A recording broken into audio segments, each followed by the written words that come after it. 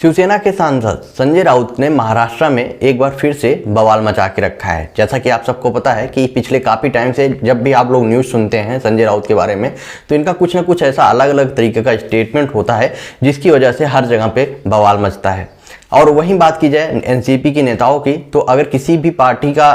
अगर एनसीपी का कोई भी बड़ा पॉलिटिशियन के ऊपर कोई बड़ी कार्रवाई की जाए, यानी शरद पवार की पार्टी के ऊपर,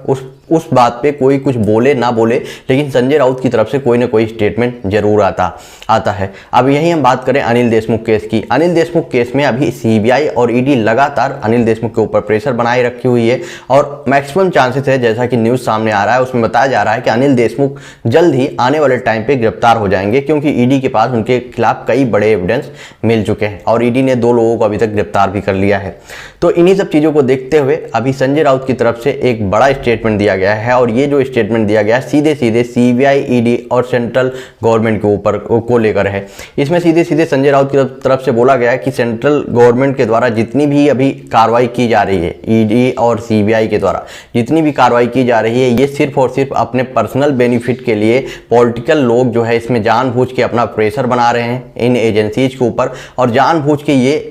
अपना बदला पूरा करने के लिए किसी एक के ऊपर कार्रवाई की जा रही है। जैसे कि अनिल देशमुख के ऊपर जो कार्रवाई की जा रही है सिर्फ और सिर्फ प्रेशर बनाने के लिए महाराष्ट्र गवर्नमेंट पे। इसमें कोई भी सच्चाई नहीं है कि अनिल देशमुख कहीं से भी इस केस में फंस रहे हैं या अनिल देशमुख सच में कोई कल्प्रिट है। लेकिन सबसे बड़ी बात कि चलिए हम इस बात को मान भी लेते हैं कि सेंट्रल गवर्नमेंट द्वारा इन एजेंसीज के ऊपर कार्रवाई की, मतलब प्रेशर बनाया जा रहा है, जिसकी वजह से ये जो भी एजेंसीज हैं वो अपने हिसाब से कार्रवाई कर रही हैं। लेकिन सबसे बड़ी बात कि अगर ये बात आपकी सही हम मान भी लेते हैं तो ये एविडेंस कहाँ से मिल जा रहे हैं? जो गवाह हैं, जो पब्लिक के सामने आके बोल रहे हैं कि हाँ मैंने जो है 4 करोड़ रुपए, अभी 2 दिन पहले आपने एक न्यूज़ सुनी जिसमें बताया गया कि एक बार का ओनर है, वो पब्लिक मतलब ईडी के सामने उसने गवाही दिया है कि उसने जो है 4 करोड़ रुपए सचिन वजय को दिया था। और सचिन वजय से जब गवाही ली गई, सचिन वजय ने बोला कि मैंने जो है अनिल देशमुख के असिस्टेंट को वो 4 करोड़ रुपए दे दिए थे। तो क्या ये सारी चीज़ें झूठी हैं? क्या सीबीआई और ईडी जो भी कार्रवाई कर रही हैं तो ये क्या गवाह भी वो अपने हिसाब से बना दे रहे हैं? गवाह तो झूठे नहीं बनाएंगे ना। गवाह खुद आके पब्लिक के सामने जब ये खुद ही एक्सपोज कर रहा है कि हाँ उसने 4 करोड़ रुपए, किसी ने 10 करोड़ रुपए दिए हैं और 100 करोड़ रुपए वसूली कांड का जो केस अनिल देशमुख के ऊपर चल रहा है, तो इसमें कहाँ से झूठी और कहाँ से प्रेशर बनाने वाली बात आ जाती है, जो कि संजय राउत बोल रहे हैं कि सेंट्रल एजेंसीज के ऊपर जानबूझ के प्रेशर बना के अलग अलग नेताओं के ऊपर कार्रवाई की जा रही है।